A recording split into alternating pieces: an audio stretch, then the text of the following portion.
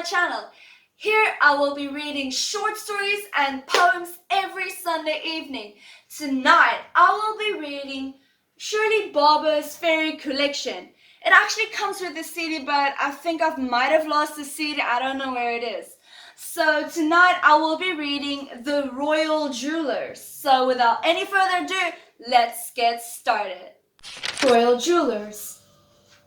Under the hedge, by a big green field, stood a tiny shop called Aaron Beetle and Son Jewelers.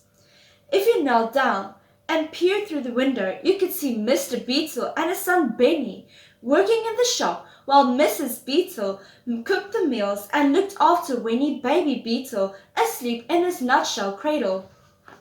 The Beetles lived very comfortably until one day a huge red tractor started to plow up the green field beside their shop.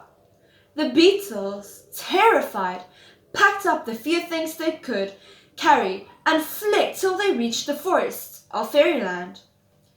"If we aren't safe living in Fairyland," said Mrs. Beetle firmly, "well, I don't know where we can go. Indeed, I don't."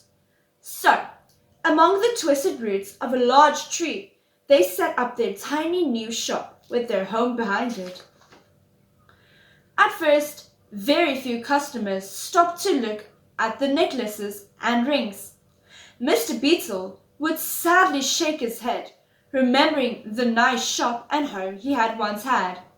Nothing would ever be the same again, he thought. Then, one day, a beautiful golden fairy stopped and looked at the tiny shop in surprise. She knelt down so she could see better, and Mr. Beetle and Benny proudly showed their finest jewelry. "These are wonderfully made," said the golden fairy. "Your work is so fine. May I take 3 necklaces to show the fairy queen?" Mr. Beetle made haste to wrap the necklaces in flower petals, tying them up into neat parcels with grass blades, and gave them to the fairy. The next day the golden fairy reappeared. "Mr. Beetle, the queen loves your necklaces and she wants to buy all 3, she said, smiling. "She offers you 3 wishes in payment, and she would also like to order a very special tiara with a matching necklace and bracelet, to be made in gold and many colored precious gems." Mr. Beetle was at first delighted, but then he became anxious. Where could he get all the gold and different colored jewels he could need for such an order? "Dearie me," chuckled Mrs. Beetle. "You've got 3 wishes, haven't you? Wish first for a gold and jewel mine deep beneath this tree. Second, for a lovely new shop that's big enough to live in too. And third, for a food cupboard that fills up again after you've taken things out." So that is what he did. Now, a quiet little shop stands among the twisted tree roots. Inside, Mr. Beetle is always busy at his workbench, while Mrs. Beetle looks after Baby Beetle and cooks such delicious treats that there is nearly always a visitor dropping by for a chat and a slice of cake.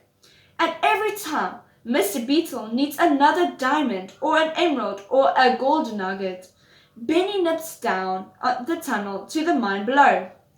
Whenever anyone is sad about their life, Mrs. Beetle simply smiles and says, "Never give up hope. Look at us. We lost everything.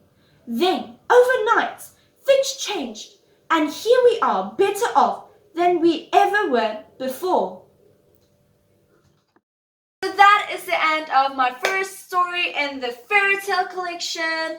I hope you guys enjoyed this video. If you did, give it a big thumbs up. Hit the subscribe button and the notification bell. Comment in the comment section below which books you might want me to read. I'll see if I can get those for you. Good night, sleep tight, and remember, keep reading.